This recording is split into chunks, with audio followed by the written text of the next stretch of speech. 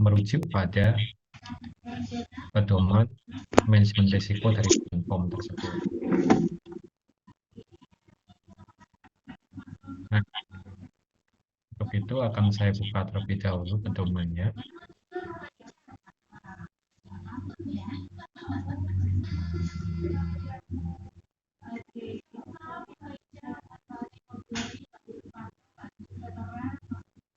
Saya kirimkan lewat ini, lewat chat tentang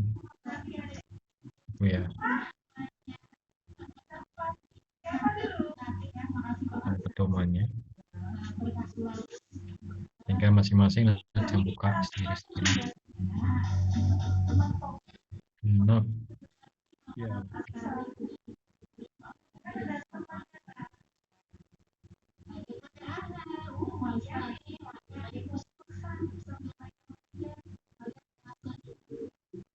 Kita tunggu proses. Nanti silakan di-download lewat chatroom masing-masing.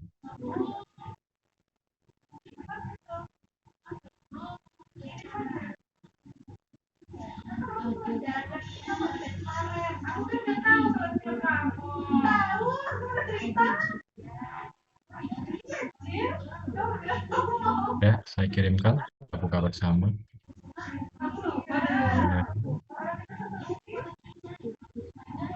Pedoman manajemen risiko dari HACCP. Baik, sudah terbuka semuanya ya.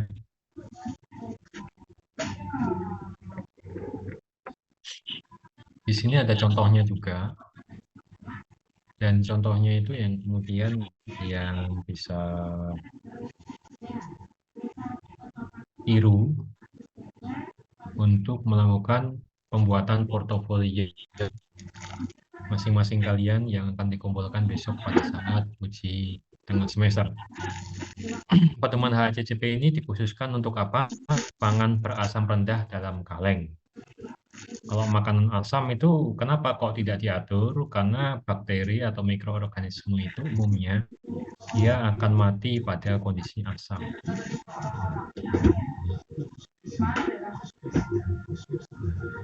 Itu pun sebenarnya masuk ke perut kita. Perut itu ada asam lambung. Asam lambung sifatnya sangat asam. Nah, sehingga kalau kalian itu muntah biasanya, kalau tidak ada tindakan pengamanan dari tubuh, maka asam lambung itu bisa melukai, mengkorosi, melakukan penggerusan pada gigi. Karena dia sangat asam, pH-nya 1, bahkan 1 kurang. Karena itulah ketika misal ada orang sakit lalu dia itu muntah, biasanya mekanisme pertama yang terjadi yaitu apa? Air liur itu akan keluar, karena air liur itu sifatnya dia basah, sehingga dia akan sedikit menetralkan asam lambung yang keluar bersamaan dengan muntah. Kemudian muntah, sifat khasnya itu apa? Ketika muntah, terus kemudian tenggorokannya akan panas. Karena apa? Karena asam. Nah, di dalam ini, program manajemen risiko khusus HACCP ini untuk industri pangan berasam rendah dalam kalengnya. Kita ambil satu aspek saja. Kenapa ini yang saya angkat? Karena makanan dalam kaleng ini menjadi suatu hal yang nantinya akan dibutuhkan. Dan itu permintaannya sangat-sangat bertambah. Contoh, misal gudeg kaleng. Makanan-makanan dikalengkan. Siapa tahu besok ada mie ayam tumini dalam bentuk bisa saja. Kalian mudik, terus kemudian kalian butuh makanan dari Jogja gitu kan dikalengkan. Apapun bisa dikalengkan. Dan prosedur pengalengannya itu bisa dipelajari.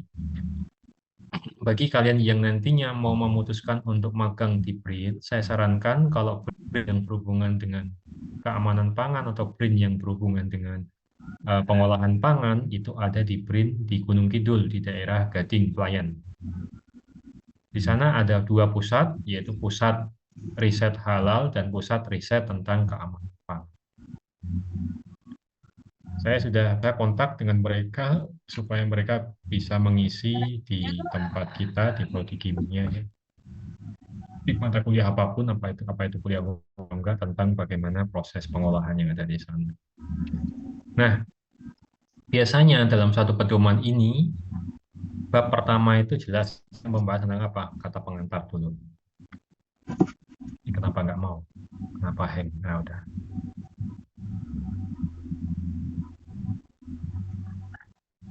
Kemudian yang berikutnya yaitu pendahuluan. Pendahuluan itu berisi tentang pengertiannya, tentang apa yang disebut HACCP. SNI-nya di mana HACCP itu? SNI 0148521998. Jadi dalam bahasa Inggris HACCP itu disebut dengan Hazard Analysis Critical Control Point. Kalau di bahasa Indonesia akan menjadi apa? Sistem analisa bahaya dan pengendalian titik kritis. Revisi SNI dilakukan pada SNI CAC-RCP 1/2011 tentang rekomendasi nasional prinsip umum higien pangan yang merupakan adopsi dari CAC-RCP.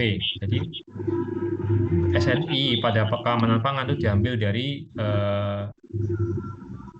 peraturan internasional yaitu CAC-RCP 11969 revisi 4/2003. Kemudian pedoman ini mengacu pada itu. Itu ceritanya. Karena 1998 itu sudah usang dan ada revisi RCP-nya tahun 2023, maka ada pedoman baru tentang SNI yaitu SNI CAC-RCP 1/2011. HACCP itu apa? Secara umum adalah suatu alat atau peran untuk menilai bahaya terkait dengan keamanan pangan dan menetapkan sistem pengendalian yang fokus pada pencegahan. Tidak hanya mengandalkan pengujian produk akhir. Jadi yang dilihat di HACCP itu adalah sistemnya, bukan produknya. Tolong sekali lagi ini harus dipahami dulu. Yang dikontrol di HACCP itu bukan produk akhirnya, tapi sistemnya. Sistem tentang apa? Sistem untuk membuat analisa bahaya dan sistem tentang pengendalian titik bahaya. Ya. Kenapa HACCP tidak didasarkan pada produk akhir? Karena bisa jadi produk akhir itu dibiarkan ada bakterinya. Contoh apa? Yogurt. Memang bakterinya kalau kita menggunakan standar untuk pengukuran di produk akhir, yogurt itu tidak akan memenuhi HACCP.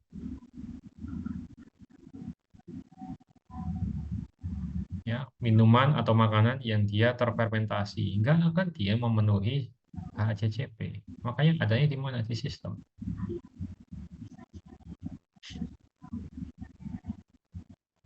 Komitmen HACCP dilaksanakan oleh seluruh jajaran manajemen dan karyawan dan seluruhnya untuk menghasilkan pangan atau produk yang aman untuk dikonsumsi. Nah, berbeda dengan K3 yang kemarin kita bahas, kalau di bahaya ini, ya, bahaya itu apa? Bahaya itu adalah, potensi bahaya itu adalah bentuknya kalimat, sekali lagi ya. Bahaya adalah unsur biologi, kalau kemarin ada 5, kalau di K3 itu ada 5, bisa diulangi apa saja 5 itu di K3.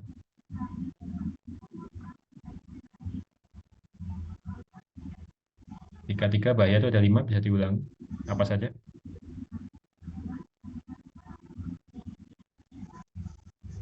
Bahaya.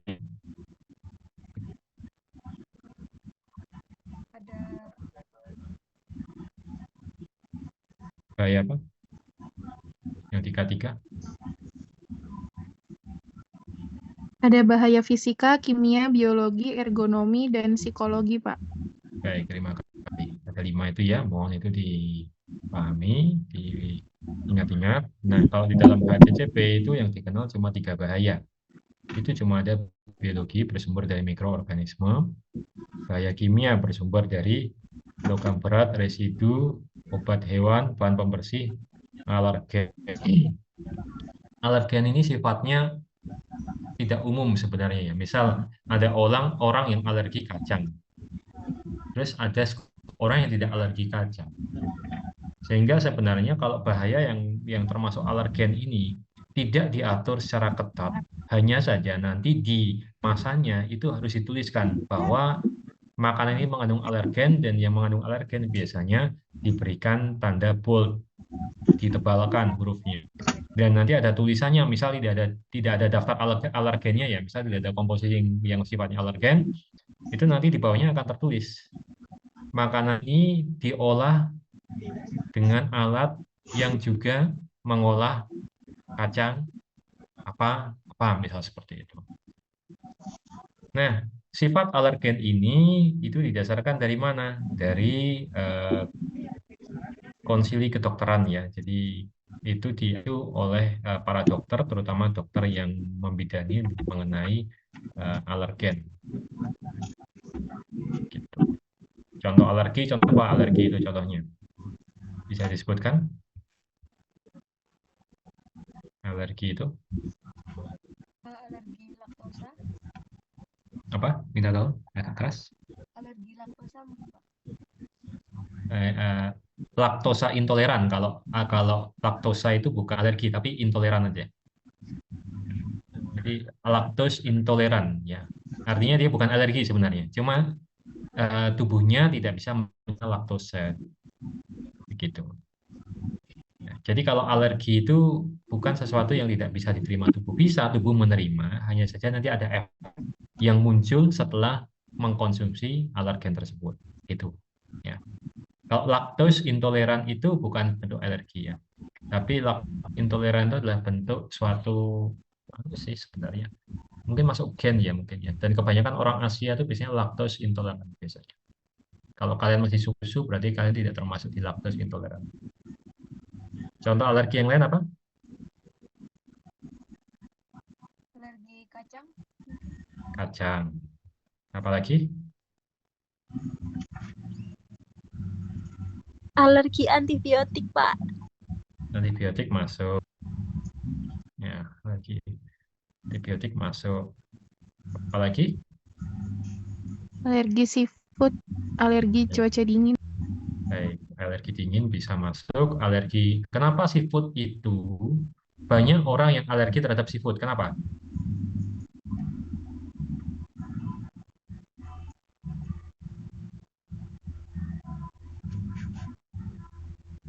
Karena seafood itu terbangun banyak protein. Jadi sebenarnya alerginya itu pada asam amino tertentu.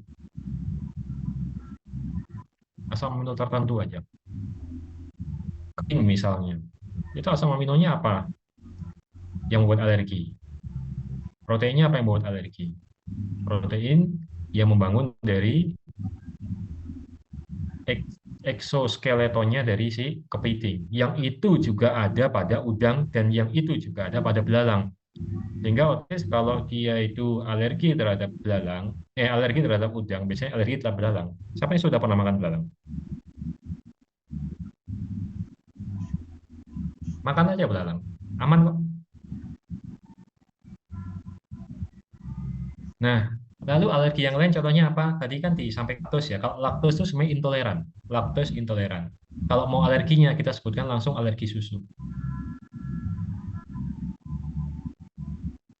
Jadi kalau alergi susu nanti dia akan muncul misal bercak merah gitu. Kalau laktos intoleran enggak, biasanya dia cuma kentut-kentut atau kemudian dia ada perasaan pengen diare atau dia muntah seperti itu. Nah, misal tapi ada orang yang bisa teridentifikasi alergi ada yang enggak ya. Contohnya misal saya sendiri misalnya. Saya kalau minum susu Denko biasanya saya sebut merek aja ya. Susu Denko itu biasanya misal malam minum susu Denko paginya tuh mesti ada sedikit diare gitu. Tapi susu yang lain enggak. Sehingga alergen saya itu ada sesuatu komposisi yang ada pada Denko itu tidak bisa saya juga belum bisa mengidentifikasi. Jadi bukan saya alergi susu, nyatanya saya minum susu yang lain nggak masalah. Susu sapi misalnya bukan susu yang dari mana sumber yang lain. Gitu ya, alergen itu agak-agak tricky karena dia sifatnya itu ada tes alergen ya. Kalau tes alergen itu ada di rumah sakit yang dekat dengan kampus tuh ada di Siloam itu ada tes alergen. Nanti dibuat grid nanti. Kulitnya dibuat grid terus nanti dicek satu-satu. Kemudian bahaya fisik contohnya ada kaca, logam yang dapat menyebabkan luka ya. Sumber bahayanya itu bisa dari bahan atau penggunaan bahan, jadi bukan alaminya, jadi ditambah. Yang kedua dari prosesnya. Jadi kalau secara alami umumnya itu tidak ada sumber bahaya. Makanan yang alami, yang kemudian organik itu biasanya nggak ada sumber bahayanya. Tapi ketika ditambahkan atau digunakan bahan tertentu itu akan muncul potensi bahaya. Di samping itu proses itu sendiri juga akan menimbulkan bahaya. Makanya kadang-kadang walaupun tidak ada alergen dituliskan bahwa produk ini dihasilkan oleh alat produksi yang juga memproduksi apa. Dan yang ketiga adalah kontaminasi langsung atau tidak langsung dari lingkungan, dari personel. Prinsipnya HACCP itu ada 7. Satu, melaksanakan analisa bahaya. Sama seperti kita melakukan kemarin JSA ya, Job Safety Analysis. Nah, yang menjadi portofolio buat kalian besok itu adalah ini, melakukan analisa bahaya. Kedua, menentukan titik kendali kritis. Kalau yang sudah pernah menyusun SJPH, biasanya apal, titik kendali kritis itu di halal itu apa? Misal saya sebut mentega, maka titik halal kritisnya ada di mana? Mentega itu titik halal kritisnya ada di mana?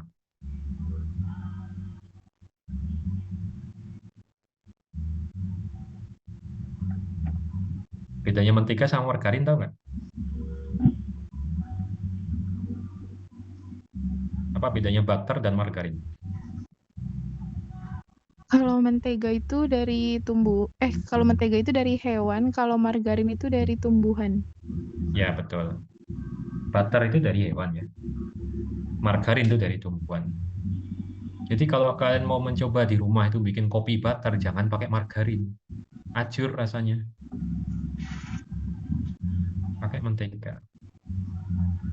Nah, kalau mentega itu titik kritis halalnya ada di mana mentega itu?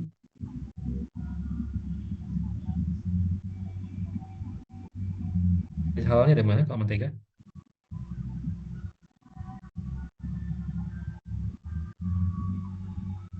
Ingat, mentega bukan dari daging ya. Ya dari hewannya langsung. Ya titik kritisnya ada nggak titik kritisnya? Ada di mana dia titik kritisnya? Titik kritis dari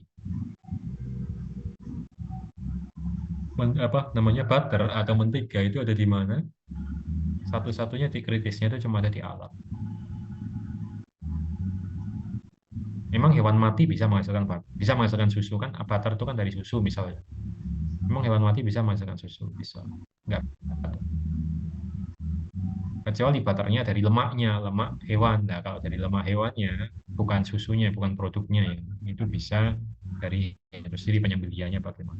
Nah, gitu semacam itu yang menentukan titik kritis, menetapkan batas kritis, menetapkan sistem untuk memantau pengendalian TKK, titik kendali kritis, menetapkan tindakan perbaikan yang dilakukan jika hasil pemantauan menunjukkan bahwa suatu TKK tertentu melampaui batas kritis yang telah ditetapkan. Jadi ada batas kritisnya, ada sistem pengendalian TKK-nya, dan ada tindakan untuk melakukan perbaikan jika ada bahan yang melampaui TKK-nya.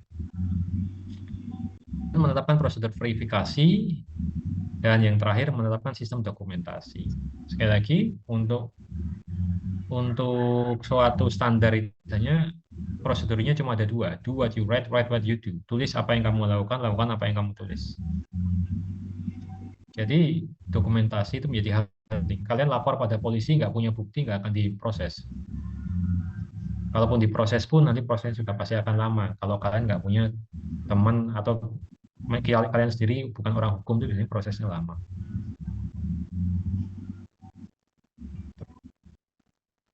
Ini mirip seperti K3, tetap harus ditinjau secara periodik jika ada perubahan atau modifikasi bahan baku produk jadi. Jadi misal awalnya itu bentuknya bunga, produk jadinya terus dia bentuknya jadi hewan gitu ya. Itu tetap harus ditinjau ulang HACCP-nya. Proses atau tahapan pengolahan. Oke. Tidak usah. Baik, ini ya.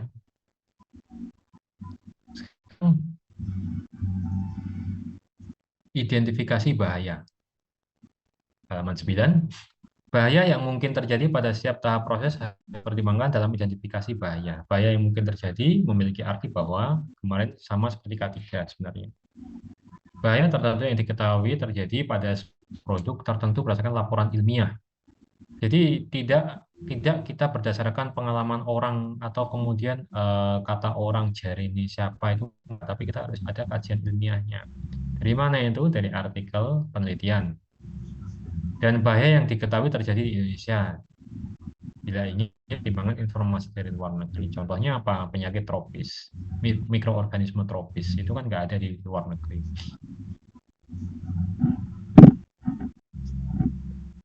Nah, signifikansi bahaya itu bagaimana? Ada 3 tingkatan. Ada low, ada medium, dan ada high.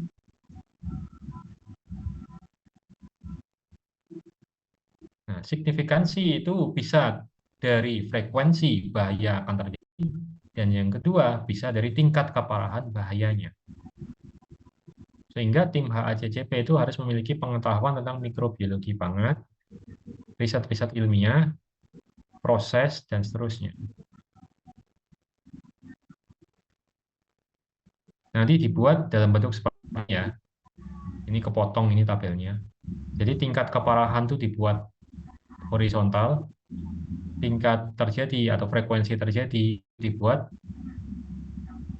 vertikal. Kalau nanti ketemunya itu adalah maka itu adalah standar minimum. Atau LH atau HL itu adalah standar minimum yang tidak perlu dipertimbangkan dalam penentuan TKK. Tapi begitu nanti ketemunya MH, HH, atau HM itu akan dipertimbangkan untuk apa? Untuk penetapan TKK, titik kendali kritis. Gitu. Halaman 11. Kemudian identifikasinya dan penentuan titik kendali kritis. TKK adalah sebuah tahap atau titik yang mana tindakan pengendali dapat diterapkan untuk mencegah atau menghilangkan bahaya keamanan pangan atau menguranginya. Kalau kita di K3 ada ESRA, eliminasi, substitusi, rekayasa, administrasi, terakhirnya adalah APD. Kalau ini selain itu cuma ada 3. Itu apa? Tingkat pengendalinya itu apa? Mencegah, menghilangkan, mengurangi. Cuma ada 3.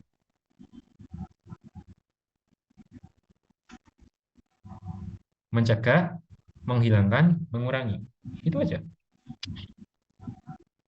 Dan semuanya harus terdokumentasi. Apa saja tadi? Mencegah, menghilangkan, mengurangi. Jadi kalau misalnya dicegah masuk, ya dicegah. Jangan sampai ada yang masuk.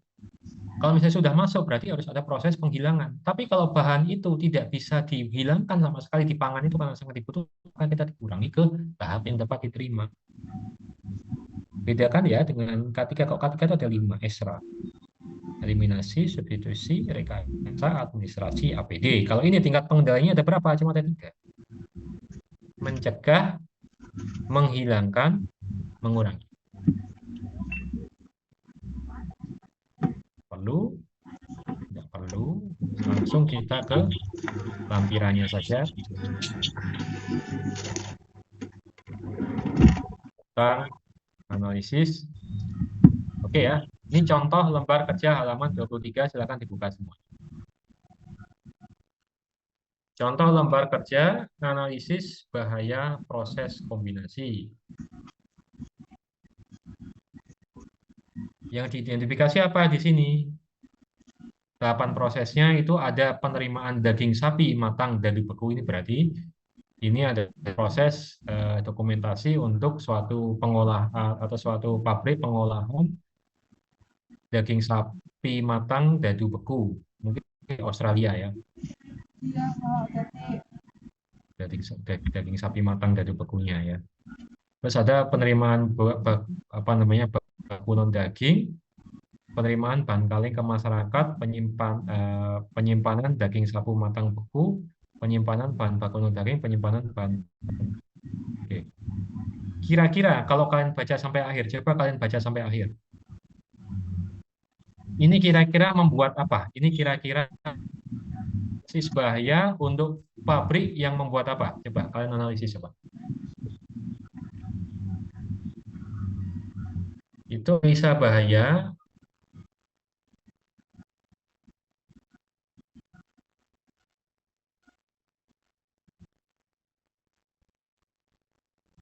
analisa bahaya untuk pabrik atau proses apa?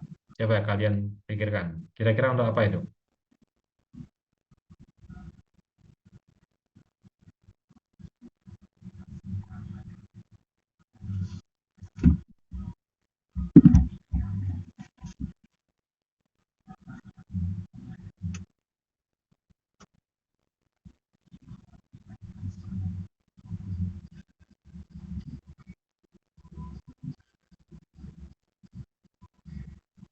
Mungkin kornet kalengan, Pak.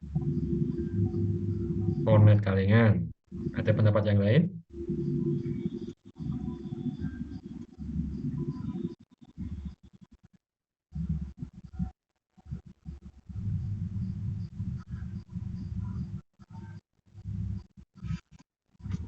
Selain kornet kalengan?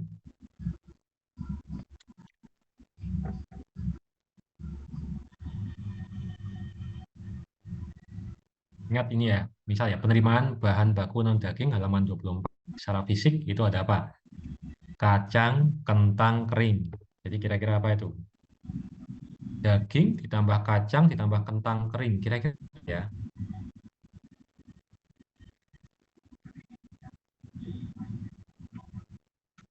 Kira-kira apa itu kira-kira?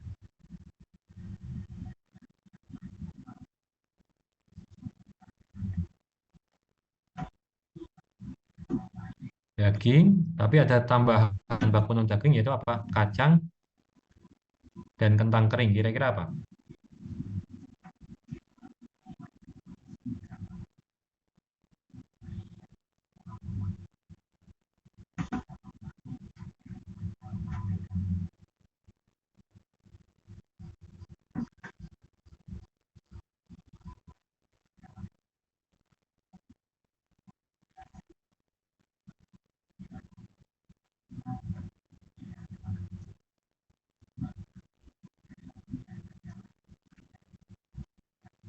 Kira-kira apa? Daging, ada kentang.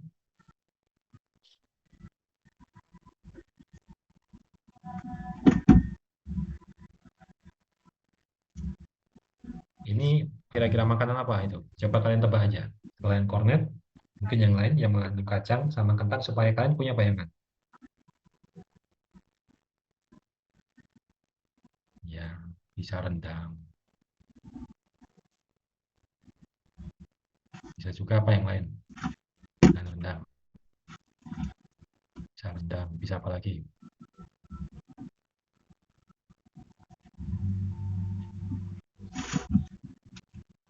Sambal goreng bisa. Apa lagi? Emang rendang pakai anu Pak? Emang rendang pakai kacang Pak? Ya ada beberapa yang pakai kacang. Sambal goreng ya itu sangat mungkin sambal goreng. Karena ada kentang, ada kacang manis sekali kan. Dan mungkin bisa jadi apa di situ itu? Nasi lemak. Nasi lemak daging kan bisa jadi. Tapi nggak ada di sini ya. Jadi kemungkinan cuma ada dua itu aja. Sambal goreng atau rendang atau oseng mercon daging. Oke. Ada tahapan, kita baca dulu tahapannya ya. Penerimaan daging sapi matang dadu beku. Penerimaan bahan baku non daging. Penerimaan bahan atau kemasan. Penyimpanan daging sapi dadu matang beku. Penyimpanan bahan baku non daging. Penyimpanan bahan kemasan. Jadi ada 3 jenis ya. Yang harus identifikasi pertama adalah penerimaan bahan baku. Kedua, penerimaan bahan tambahan. Ketiga, penerimaan kemasan. Setelah itu apa? Penyimpanan bahan baku, penyimpanan bahan tambahan, penyimpanan kemasan. Itu aja. Polanya seperti itu aja. Terus dilanjutkan dengan apa? Penerimaan, premix, pembersihan kaleng, karena ini khusus untuk ya makanan kalengan ya.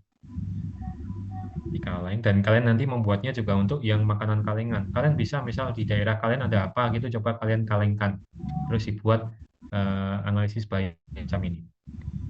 Formulasi artinya nyampur ya. Terus kemudian setelah diformulasi dicampur apa? Maksudnya nyampur dan masak. Terus pengisian ke dalam kaleng. Penutupan kemasan. Lalu proses apa? Proses termal, sterilisasi kalengnya, dan pendinginan. Lalu pelabelan, masang label, penyimpanan sebelum didistribusikan.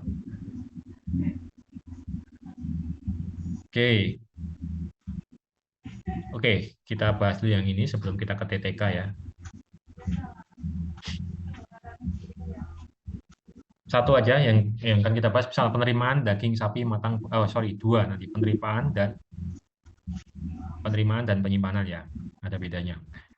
Penerimaan, jadi daging sapi matang dadu beku itu sudah diterima dari industri lain. Jadi industri itu tinggal mencampur saja dengan bahan baku non daging atau bahan tambahan. Potensi bahaya yang ada apa? Misal ada bakteri. Bakteri apa di dalam daging? Listeria monocytogenes. Tingkat penerimaan di produk akhir. Itu apa tingkat penerimaan di produk akhir? Itu artinya apa? Di produk yang sudah jadi, itu boleh ada atau tidak? Ya. Boleh ada atau tidak di produk jadi?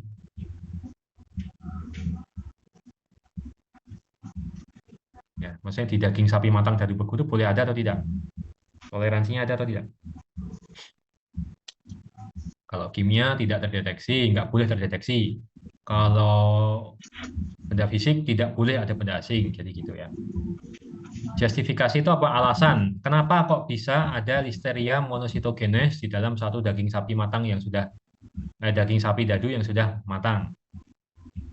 Pertumbuhan patogen akibat suhu dan penanganan yang kurang baik, ya, gitu. Itu alasan kenapa kok muncul adanya bahaya potensial itu.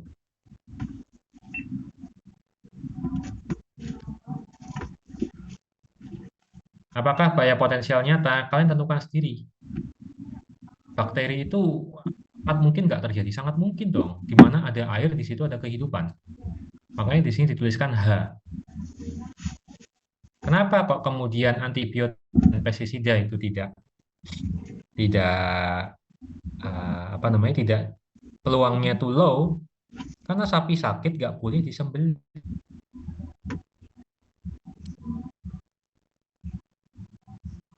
Standar makanannya ada. Kalau benda asing mungkin ada nggak? Sangat mungkin sekali. Tingkat keparahan. Kalau kemudian mengkonsumsi Listeria monocytogenes akibat H, tinggi kan, bisa diare.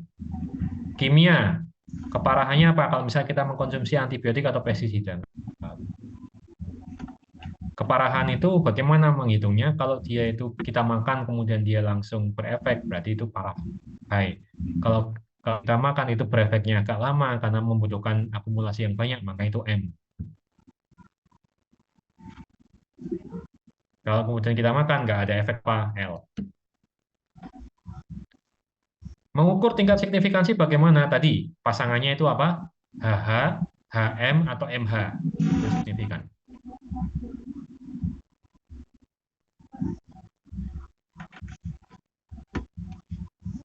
Ya, katanya ada di atas ya, apakah masuk dalam pohon keputusan, PRP, terus tindakan pengendaliannya. Sekali lagi tindakan pengendaliannya cuma ada apa? 3. Mencegah. Apa aja nih? Saya kok agak lupa tadi, harus buka di atas. Malas. Mencegah. Menghilangkan, mengurangi. Menghilangkan, mengurangi ya. Mencegah, menghilangkan, mengurangi.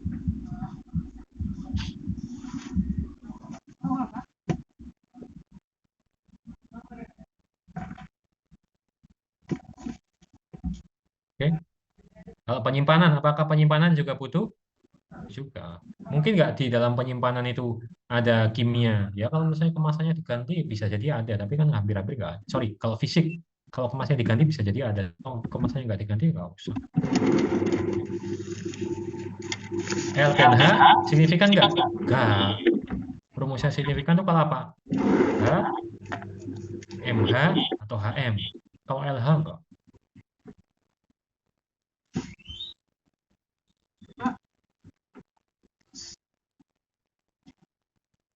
Oke, baik. Ini untuk analisis bahaya, potensi bahaya. Lalu kemudian kalau kendali titik kritis, titik kendali kritis, bagaimana pengisiannya? Seperti ini. Tindakan pengendalian nanti di copy dari yang di atas. Ini P1, P2, P3, P4 itu tiru saja seperti ini. Ditiru aja seperti ini. Ya, ditiru aja seperti ini. Intinya apa ini? P1 itu pencegahan, P2 itu penghilangan, mengurangi juga lewat di sini ya. Ya sudah, nggak apa. P1 itu pencegahan, P2 itu menghilangkan atau mengurangi, P3 itu adalah identifikasi, P4 menghilangkan bahaya teridentifikasi.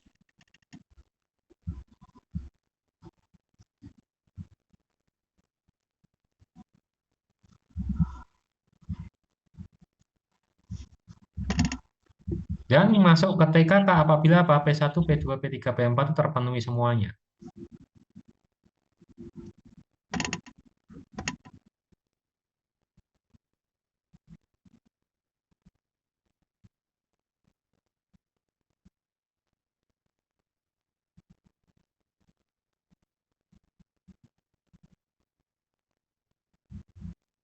Jadi kalau ya lanjut P2, kalau ini ya, kalau misalnya ini ya P2 ini ya. P2 ini ya, maka langsung masuk TKK, CCP, Critical Control Point. Kalau P3 itu ya juga, langsung masuk CCP. Kalau ini jawaban P4 tidak. Tapi kalau jawaban P4 masih ya, berarti bukan TKK. Paham ya? Jadi ketika P1 ya, lanjut ke tingkat P2, kalau jawabannya ya, maka langsung dia CCP. Kalau kemudian dia tidak, lanjut ke pertanyaan 3, kalau dia ya, apa yang terjadi? Kalau dia tidak, maka bukan TKK. Tapi kalau ya, lanjut ke P4, jawabannya masih ya, bukan TKK. Kalau tidak, jawabannya TKK. Maunya tiru aja itu. Gitu.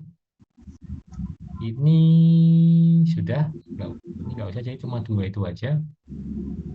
Gambar analisis bahaya dan titik kendali kritis. Ya. Ini nggak usah, yang tadi aja, yang aplikasinya aja. Penentuan titik kendali kritis ya, identifikasi titik kendali kritis. Saya pikir seperti itu untuk pertemuan hari ini. Besok dibawa masing-masing dari kalian berarti membawa 2 ya. Pertama itu K3, kedua HACCP. HACCP terdiri dari apa? K3 terdiri dari apa? JSA, Job Safety Analysis. Kalau yang HACCP terdiri dari apa? Analisis potensi bahaya dan identifikasi titik kritis. Nah, untuk HACCP, baik itu si analisis potensi bahaya maupun titik kendali kritis, maka kalian boleh membentuk proses. Prosesnya itu yang sudah terjadi boleh, yang belum terjadi boleh, yang akan terjadi juga boleh. Misal, orang tua kalian produksi, misal apa ya, gudeg gitu. Terus kalian mau buat analisis bahaya dan TKK untuk gudeg kalengan. Boleh. Pak, orang tua saya cuma produksi ini, Pak. Produksi untir-untir. Produksi makanan goreng. Boleh. Buat. Yang penting apa? Tahapannya itu logis, justifikasinya itu juga dapat diterima. Ada yang mau bertanya? Saya persilahkan.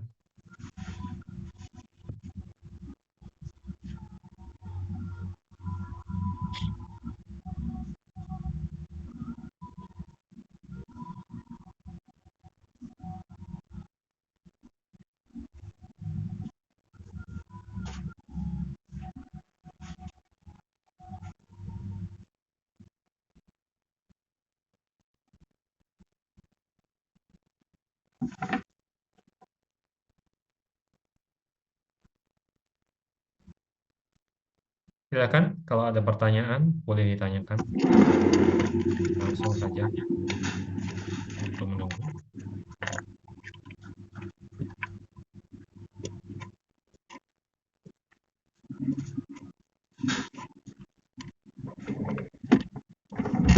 Mbak, tadi aku bilang kelasnya berapa, Mbak?